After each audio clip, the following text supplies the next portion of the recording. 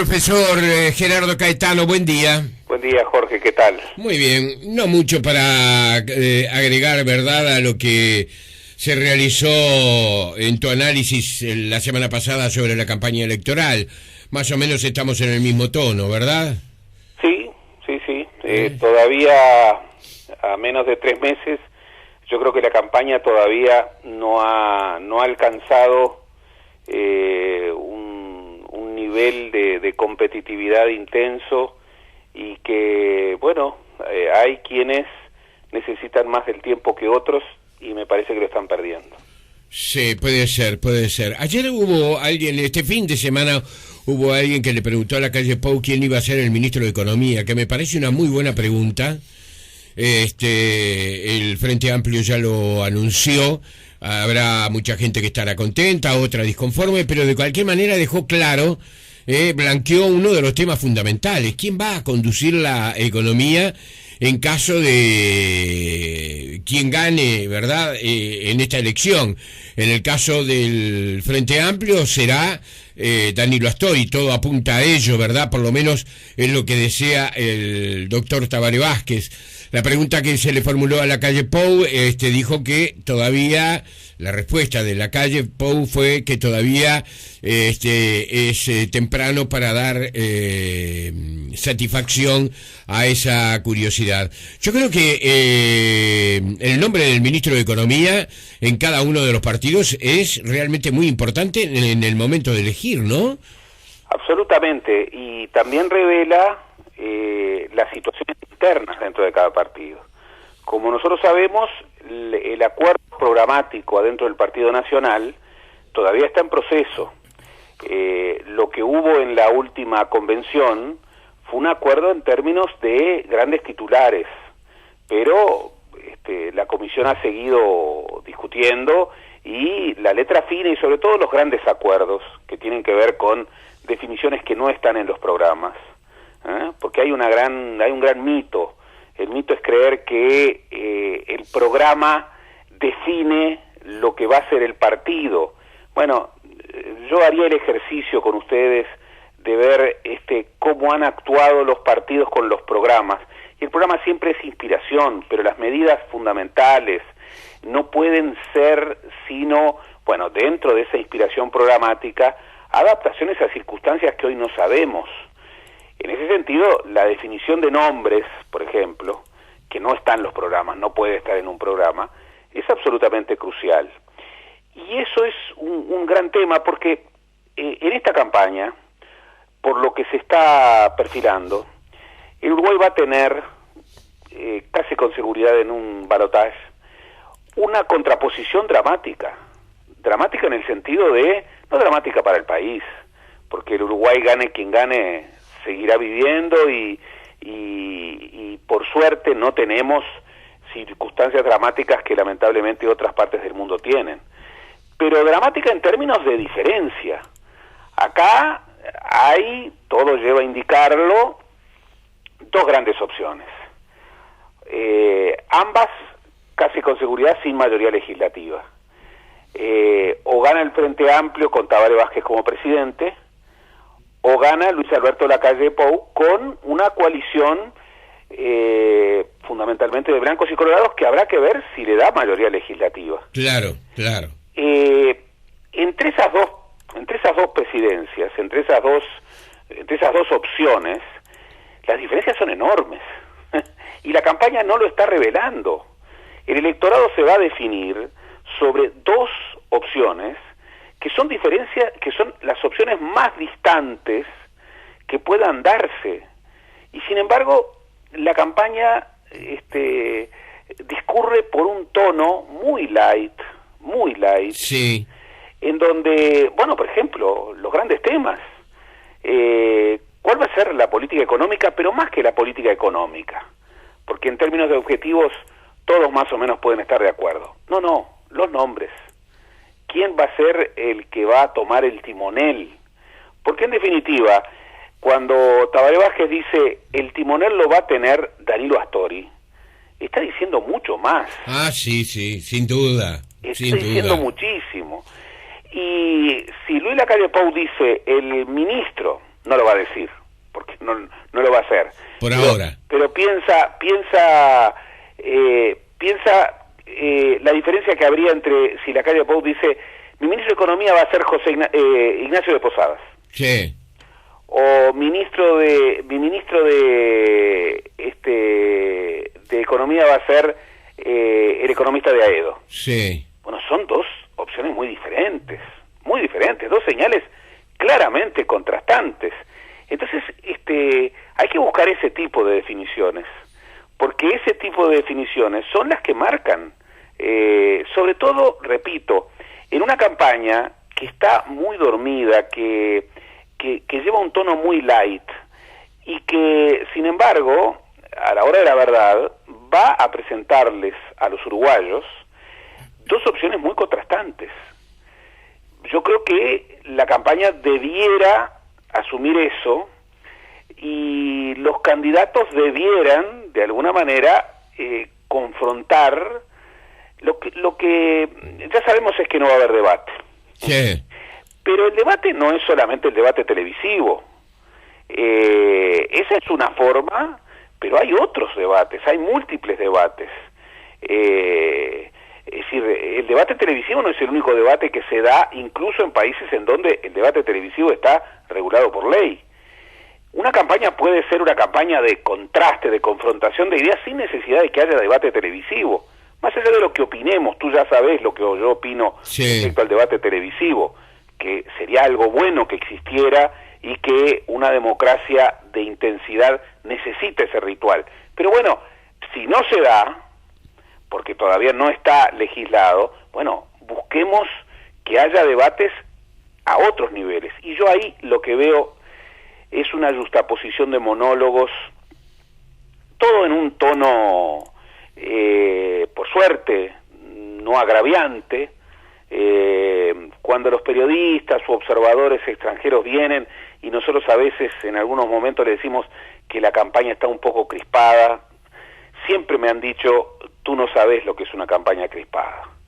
Y verdaderamente, en el Uruguay nosotros vemos como crispada, instancias que en realidad no lo son tanto.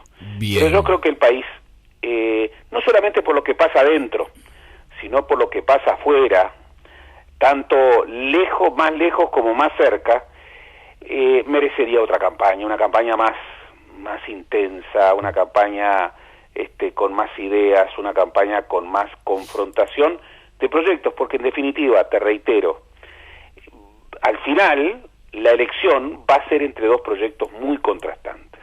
Vamos a ver qué pasa, todavía hay tiempo, pero creo que nadie objeta tu manera de razonar y de pensar, de observar, ¿verdad?, cómo han transcurrido estas primeras semanas en relación a la campaña electoral. Mientras tanto, tenemos a la Argentina aquí al lado, con un gran barullo. Es difícil entender el fenómeno argentino, ¿eh?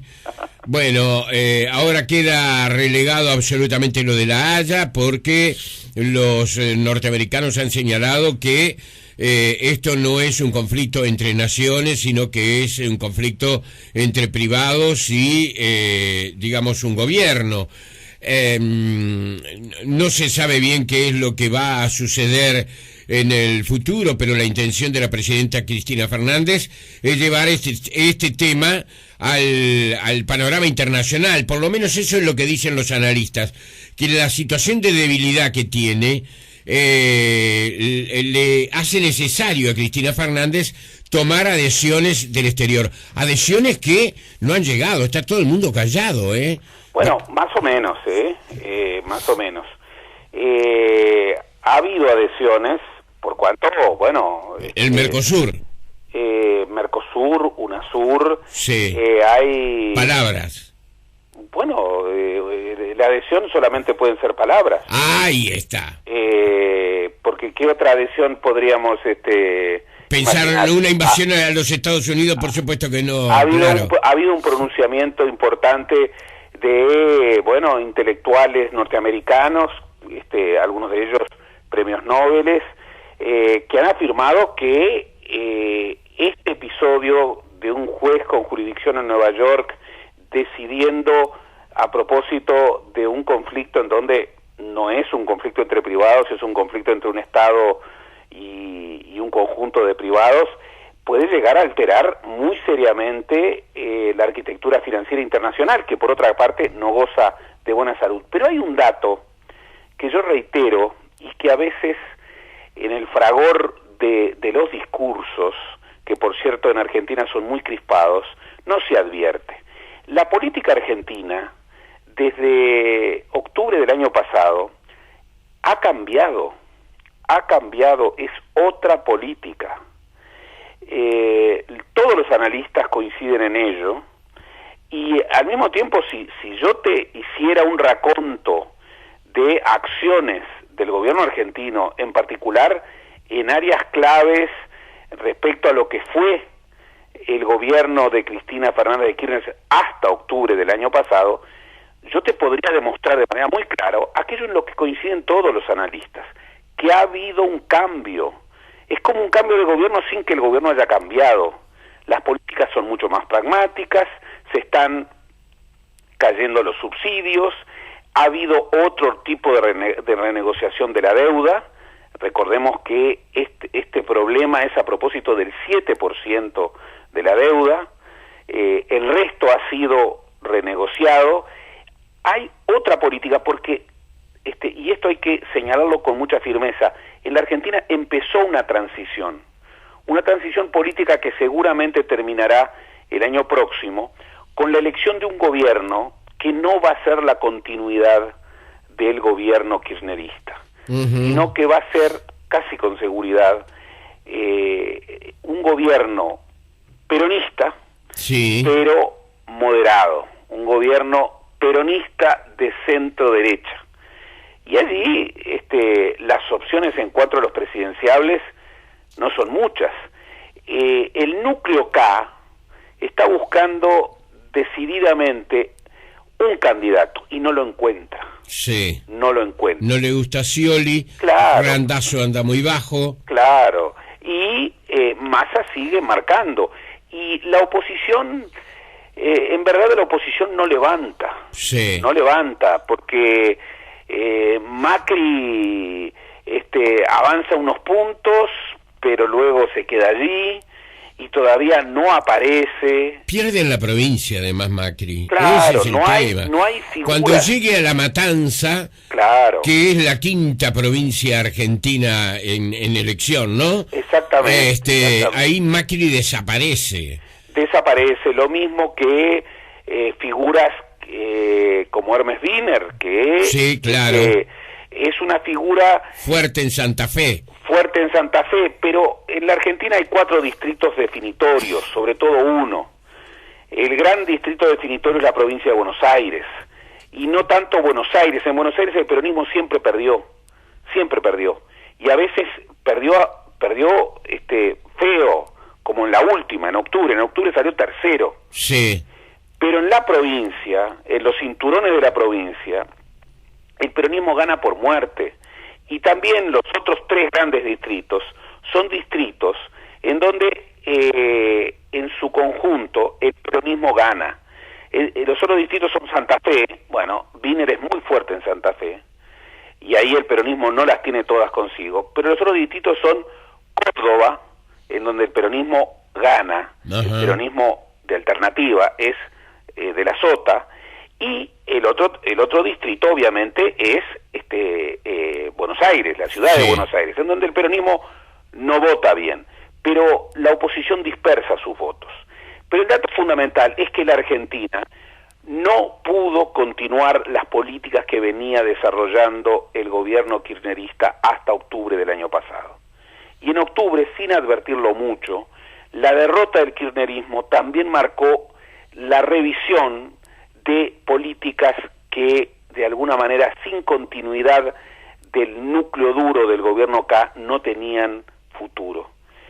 Este gobierno que preside Cristina Fernández de Kirchner es un gobierno que ha variado sus políticas.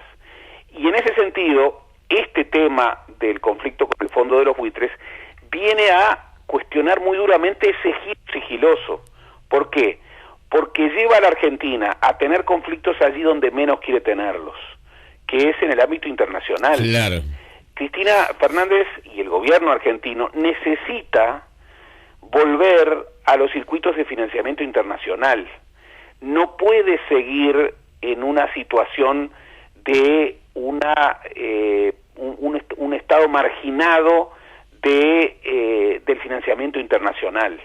Lo pudo hacer durante mucho tiempo porque tenía una coyuntura muy favorable que, entre otras cosas, le dio un nivel de reservas enorme, pero ese nivel de reservas enorme no le permite seguir sin apelación a financiamiento internacional. Por eso, este conflicto, este contencioso a propósito de los fondos buitres, es decisivo. La Argentina necesita superar esta instancia. ¿Por qué?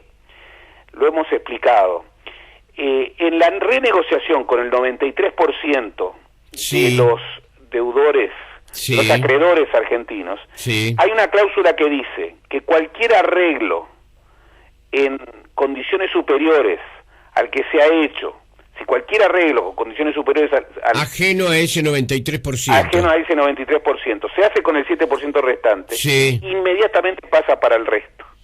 Y eso supondría que la Argentina colapsa, porque tendría que pagar en un entorno de 120.000 millones de dólares, y eso echa por tierra cualquier nivel de reservas que la Argentina pueda tener. Por eso este conflicto, que es un conflicto muy duro, que es un conflicto en donde, los Estados Unidos han dicho que es un conflicto entre privados, que es un conflicto entre el juez Griesa y acreedores y el Estado argentino. Aunque Barack Obama ha tendido alguna línea de impresión, por lo menos de opinión, considerada con el gobierno de Cristina Fernández, ¿verdad? Bueno, pero ha señalado su imposibilidad de poder modificar lo que el juez Griesa declare. Bárbaro. Yo recomiendo la lectura de los últimos análisis respecto al caso argentino de Krugman.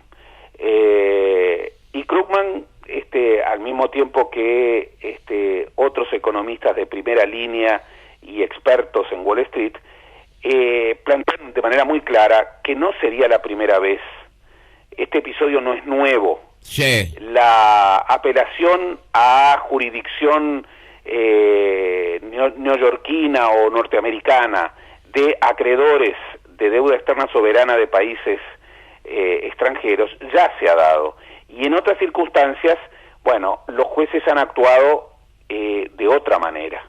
Me parece que en esta actitud del juez Griesa hay mucho descarmiento, y por eso la adhesión internacional, sobre todo en América Latina, ha estado incluso de países como el nuestro, que tiene contenciosos muy importantes.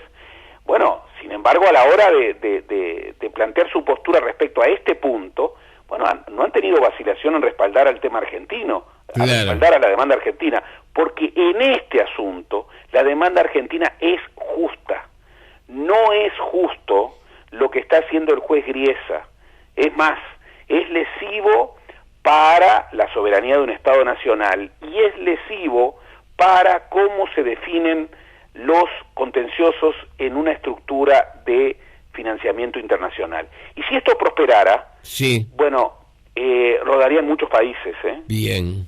Rodarían muchos países. Y eso sí que sería, digamos, una realidad ante la cual las cosas cambiarían dramáticamente, no solamente para la Argentina, ¿no? El último análisis de Stiglitz le plantea de manera muy enfática a Obama que su inacción respecto a este tema es jugar con fuego, porque hay muchos países europeos que están en situaciones mucho más dramáticas que la Argentina, y si se reitera este tipo de situaciones, puede darse una escalada de crisis financiera que vuelva a poner a una economía internacional que todavía no ha salido de una crisis como la que tuvo en el 2008 en los Estados Unidos y como la que luego desplegó en el 2011 en Europa, la podría poner de nuevo frente a circunstancias muy, muy difíciles. De todas maneras, el Uruguay tiene que estar muy atento